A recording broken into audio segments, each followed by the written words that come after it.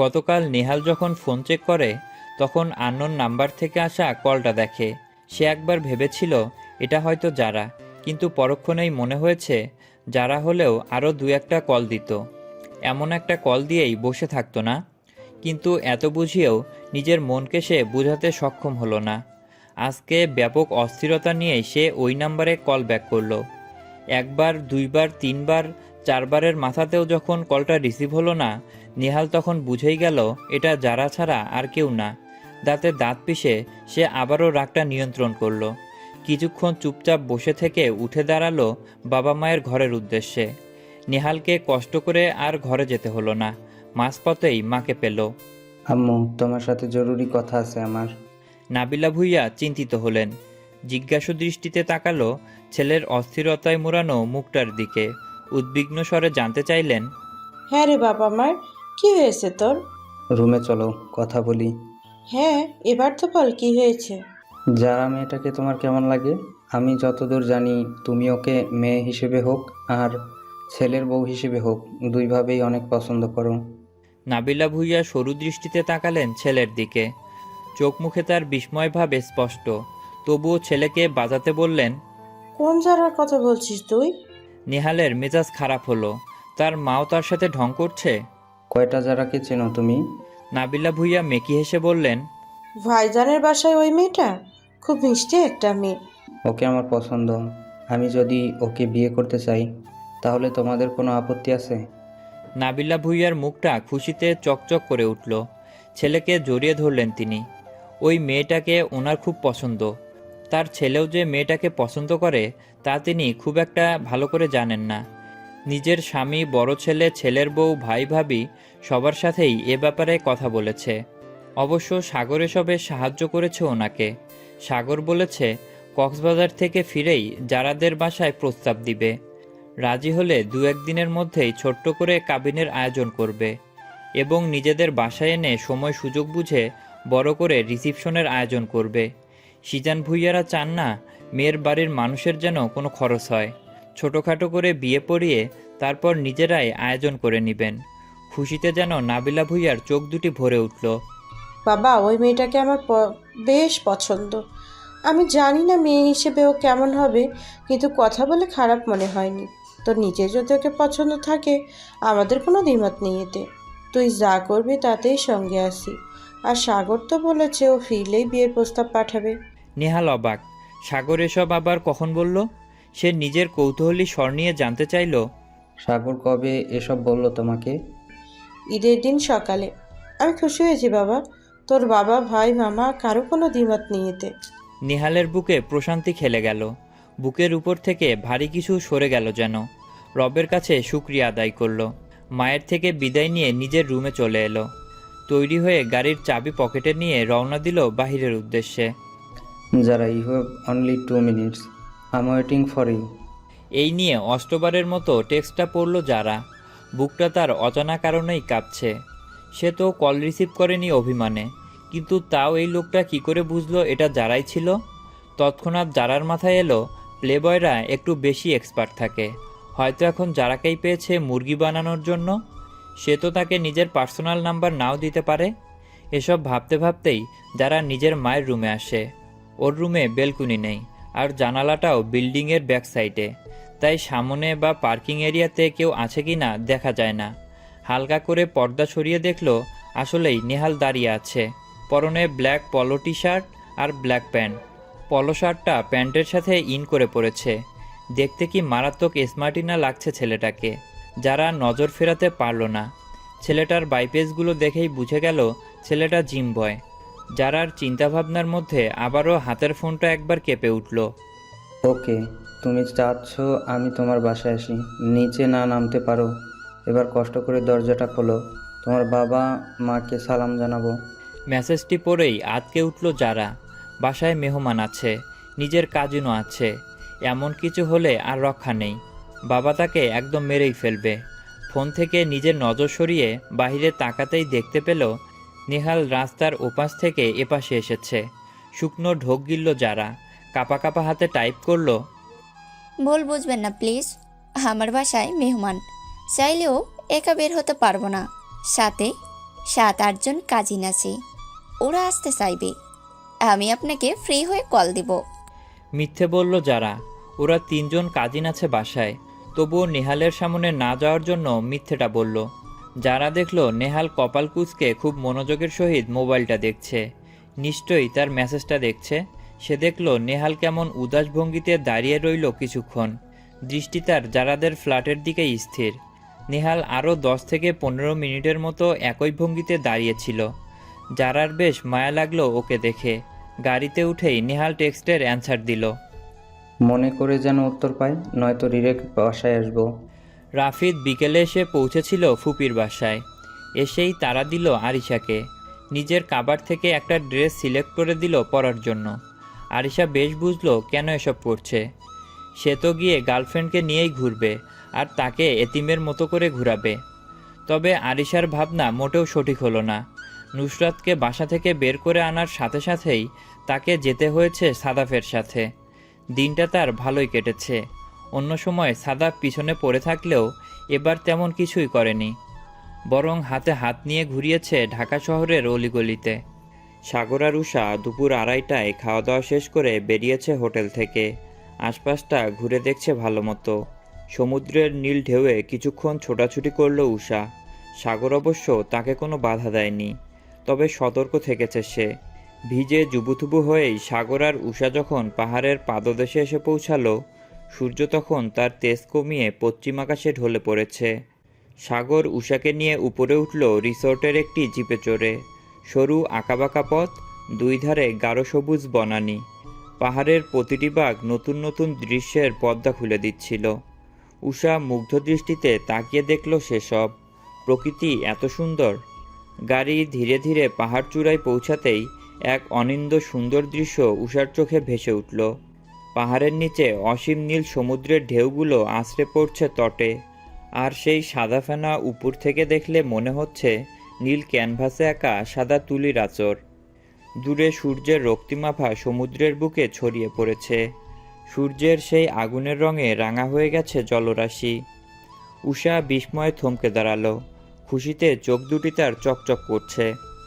আচমকাই উষা তার ভাঙা ভাঙা গলায় জানতে চাইল, প্রকৃতি এত সুন্দর, সায়ন্দ্রিলের আপু, এত এত সৌন্দর্য একসাথে ধারণ করা যায় বুঝি? সাগর নিঃশব্দে এসে দাঁড়ালো উষার পিছনে। প্রকৃতির সৌন্দর্যে বিমুগ্ধ হয়ে থাকা উষাকে এক পলক দেখে নিল সে। নিজের রাশভারী স্বরে আওড়ালো, যাই। আর কিছু বলল না সাগর। নিঃশব্দে আরও একটু ঘনিষ্ঠ হলো উষার সাথে। পেছন থেকে উষার কোমর আঁকড়ে ধরে মিশিয়ে নিল নিজের বুকের সাথে। উষার পিঠ গিয়ে ঠেকল শক্তপোক্ত বুকটাতে। সাগর সেভাবেই নিজের হাঙ্কি স্বরে ধীরে ধীরে বলল, যখন তুমি আমার পাশে থাকো তখন প্রতিটি দৃশ্যই হয়ে ওঠে এই সমুদ্রের মতো অসীম, এই পাহাড়ের মতোই অটল, আর এই সূর্যাস্তের মতোই চিরন্তন। সাগরের এমন কথা শুনে মৃদু কম্পনের সৃষ্টি হয় উষার হৃদয়ে। চোখ দুটি পরমাবেশে বুজে রাখা। এই মানুষটা তাকে প্রতিটা কথায় দুর্বল করে দিচ্ছে, প্রতিটা কথায় মনের অভিব্যক্তি তুলে ধরছে। উষা ধীরে ধীরে সাগরের দিকে ফিরে যায়। লাজুক তার দৃষ্টি। সকাল থেকেই সাগরের চোখে চোখ মেলাতে পারছে না। মনস্পটে কিছু দৃশ্য ফুটে ওঠে, যা তাকে আরও লজ্জায় কুপোকাত করে দেয়। সাগর গভীরভাবে তখনও চেয়ে আছে উষার মুখের দিকে। নিগুড় দৃষ্টিতে দেখছে নিজের স্ত্রীর সৌন্দর্য। উষার চোখে তখন সূর্যাস্তের মৃদু আলো, আর অঙ্গ জুড়ে অচেনা কাঁপন।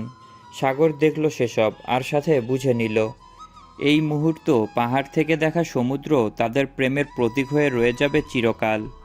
সন্ধ্যার অনেক পরেই হোটেলে ফিরেছে সাগর আর উষা। অনেকটাই ক্লান্ত দুজনে। উষা ফ্রেশ হয়ে বিছানায় বসতেই সাগর একটা প্যাকেট হাতে দাঁড়ায় বেডের কাছে।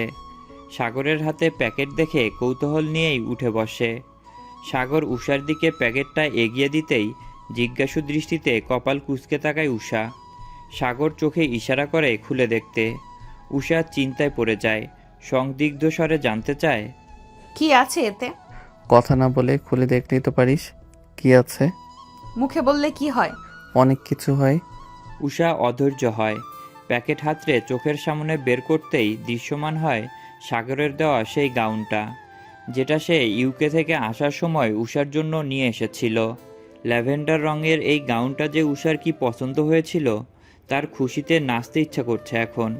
উষা নিজের বিস্ময় হতবম্ব দৃষ্টি নিয়ে তাকিয়ে আছে সাগরের দিকে। সাগর নির্বিকার ভঙ্গিতে নিজের লাগেজের দিকে যেতে যেতে বলে, আসার সময় মনে করে নিয়ে এসেছি তোকে পড়াবো বলে। এখন ঝটফট পরে রেডি হয়ে নে, বাইরে ডিনার করব। উষাকে কিছু বলারও সুযোগ দিল না। এগিয়ে এসে কপালে একটা দীর্ঘ চুমু এঁকে দিল। গভীর দৃষ্টিতে তাকিয়ে থেকে বলল, দেরি করো না সুইট বি, রেডি হয়ে নাও। উষাও আর দেরি করে না, দ্রুত ড্রেস হাতে ওয়াশরুমের দিকে ছুটে যায়। খানিকক্ষণ বাদেই পরিপাটি হয়ে ওয়াশরুম থেকে বের হয় উষা। ড্রেসিং টেবিলের দিকে তাকাতেই দেখল সাগর একদম রেডি, পরনে কালো রঙের একটা 3 পিস সেট। উষা কতক্ষণ একদৃষ্টিতে তাকিয়ে রইল সাগরের দিকে। ইস, তার বরটাকে কি হ্যান্ডসাম দেখাচ্ছে। সাগর আয়না দিয়েই উষার দিকে তাকিয়ে নিজের ভ্রু নাচালো। উষা যেন নিজের সন্ধিহান ফিরে পেল। সাগর সময় নষ্ট করল না, উষাকে তাড়া দিল দ্রুত তৈরি হতে। সাগর উষাকে নিয়ে হাঁটা দিল হোটেলের প্রাইভেট বিচের এরিয়াটার দিকে। তা দেখে উষার কপাল কুঁচকে যায়। সে মহাবিরক্ত, বলছে বাইরে ডিনার করতে নিয়ে যাবে, আর এখন প্রাইভেট বিচের দিকে যাচ্ছে। সে বিরক্ত হয়েই বলল, এ কি, আপনি প্রাইভেট বিচের রাস্তা ধরেছেন কেন? আপনি না বললেন ডিনার করবেন? তো ডিনার করতেই তো যাচ্ছি। এদিকে কোথায় যাচ্ছেন সেটা জানতে চাচ্ছি। আমার প্রতি তোর বিশ্বাস নেই? চুপচাপ হেঁটে আয়, আর তাও না পারলে বল কোলে তুলে নেই। সাগর কথাটা মজার ছলে বললেও আর দেরি করলো না, উষাকে কোলে তুলে নিল। হঠাৎ করে এমন হওয়ায় কিছুটা ঘাবড়ে যায় উষা। সে ভয়ে সাগরের গলা জড়িয়ে ধরে, রাগান্বিত স্বরে বলে, নামিয়ে দিন, আমিও হেঁটে যেতে পারবো। সাগর শুনল না সেসব। একদম গন্তব্যে এসেই উষাকে নামালো কোল থেকে। উষা বিরক্তি নিয়ে আশেপাশে তাকাতেই দেখল পুরো বিচটাই ফাঁকা। চারদিকে কেমন মোমের মৃদু হলুদ আলো। নজর ঘুরিয়ে আশপাশটাতে তাকাতেই সামনের দিকে নজর আটকে যায়, যেখানে ডেকোরেশন করে সাজানো হয়েছে। সাগর মৃদু হেসে উষার হাত ধরে এগিয়ে নিয়ে যায় সামনের দিকে। উষা এখনও বিস্ময়ে থ হয়ে আছে। গতবার গাজীপুরেও এভাবেই সাজিয়েছিল, কিন্তু তখন ফিনিশিংটা এত সুন্দর হয়নি। আর আজকে এটা তো একেবারে স্বপ্নের মতো সুন্দর। চারদিকে ফেরি লাইটের আলো, ক্যান্ডেল লাইট আর মোমের হলুদ আভা, পুরো পরিবেশটাই আবেদনময় দেখাচ্ছে। উষার চোখের কোণে জল জমে। সমুদ্রের গর্জন, আকাশে জমা কালো মেঘ, সব কিছু মিলিয়েই পরিবেশটা মারাত্মক সুন্দর লাগছে। ব্যাকগ্রাউন্ডে গান বাজছে। উষা থমকে দাঁড়িয়ে রইল। চারপাশে মৃদু মোমের আলো আর ফেরি লাইট, সমুদ্রের গর্জন, আকাশে জমে থাকা কালো মেঘ, সব মিলিয়ে এক স্বপ্নময় জগৎ। উষার বুকের ভেতরে অচেনা উত্তেজনা আর অনিশ্চয়তার ঢেউয়ে লাফাচ্ছে। মনে হচ্ছে ধীরে ধীরে সমস্ত সময়ের অপেক্ষা, সমস্ত স্মৃতি, সমস্ত অব্যক্ত ভালোবাসা সব একে একে উষার ভেতরে জেগে উঠছে। উষা সাগরের দিকে ছলছল চোখে তাকিয়ে থাকে। কণ্ঠমণি থেকে কোনো শব্দ বের হতে চাচ্ছে না যেন। তবুও সে কাপা গলায় কোনো মতে বলে, এসব এসব কি সত্যি? এসব কিছু কি আমার জন্য? বড় বড় কদম ফেলে উষার কাছে এসে দাঁড়ায় সাগর। আবেগে ভাসতে থাকা রমণীর সাথে নিজেকে আষ্টেপৃষ্টে জড়িয়ে নেয়। কোনো আগাম বার্তা ছাড়াই আঁকড়ে ধরে মেয়েটার কম্পনরত ওষ্ঠজোড়া। উষা তৎক্ষণাৎ শান্ত হয়ে গেল। এই ঘনিষ্ঠ মুহূর্তে উষার সমস্ত ভয় সন্দেহ এক মুহূর্তেই মিলিয়ে গেল। চোখের কোণে জল জমে গাল ভিজে যাচ্ছে, কিন্তু অশান্ত হৃদয়টা যেন আনন্দে ফেটে পড়ে যাচ্ছে। সাগরের প্রতিটি নিঃশ্বাস, প্রতিটি স্পর্শ উষার ভেতরে এক অদ্ভুত উল্লাস ছড়িয়ে দিচ্ছে। সাগর বেশ সময় নিয়েই ছাড়ল উষাকে। ছাড়া পেতেই উষা লজ্জায় মাথা নিচু করে নিল। ঠোঁটের কোণে ফুলে উঠল মৃদু হাসির রেখা, কিন্তু হাসিটা একদমই শান্ত নয়, একটা অস্থির উল্লাসময় হাসি। উষার মন চাইছে এই মুহূর্তে সাগরের মাঝে হারিয়ে যেতে, সব ভয় ভুলে শুধুই সে আর তার প্রিয় পুরুষের সাথে একটা প্রেমময় মুহূর্ত কাটাতে চায়। হৃদয় আনন্দে ভরে উঠলেও উষাকে আরও জীবন্ত করে তুলেছে তার ভিতরের এই অস্থিরতা। আজকের এই রাত, এই আলো, এই গান, সাগরের এই স্পর্শ, সব কিছুই উষার অন্তরে চিরকাল থেকে যাবে। রৌদ্রোজ্জ্বল ঝলমলে একটা দিন। সকালের স্নিগ্ধ আবেশটুকু ফুরিয়েছে সেই কখন। সূর্যের তেজ বেড়েছে দ্বিগুণ। যতটা বাড়লে জনজীবন অতিষ্ঠ হয়, ঠিক ততটা। তবে শহরের ব্যস্ততা কমেনি এক ফোঁটাও। অলিগলিতে মানুষের আনাগোনা, গাড়ির হর্নের শব্দ শহরটাকে আরও জীবন্ত করে তুলেছে। দৈনন্দিন জীবনের চাহিদা মেটাতে মানুষ ছুটছে অবিরত। এই ক্ষণে খানবাড়ির সদস্যদের কাছের মানুষ সকলেই হাজির হয়েছে খানবাড়িতে। গতকাল রাত 11:30টার দিকে ঢাকা এসে পৌঁছেছে সাগর আর উষা। আর যেহেতু কথা ছিল সাগর ঢাকা ফিরলেই যারাদের বাসায় বিয়ের প্রস্তাব পাঠানো হবে, তাই আর দেরিও করল না কেউ। মূলত নেহাল নিজেই একটু বেশি উদ্গ্রীব হয়ে আছে। যারা পরে কল দিবে বললেও আর কল দেয়নি। নেহাল গালিবকে সঙ্গে নিয়ে আবারও যারাদের বাসায় এসেছিল, তবুও যারা আসেনি। সে টেক্সটের মাধ্যমে জানিয়েছে বেড়াতে গিয়েছে, এখন দেখা করা সম্ভব না। নেহাল বুঝলো মেয়েটা তাকে ইগনোর করছে, কিন্তু এটা বুঝে পেল না ইন্টারেস্ট তো যারা নিজেও দেখিয়েছে, তাহলে এখন কেন এই লুকোচুরি? যারার চোখে নিজের জন্য অনুভূতিও দেখেছে।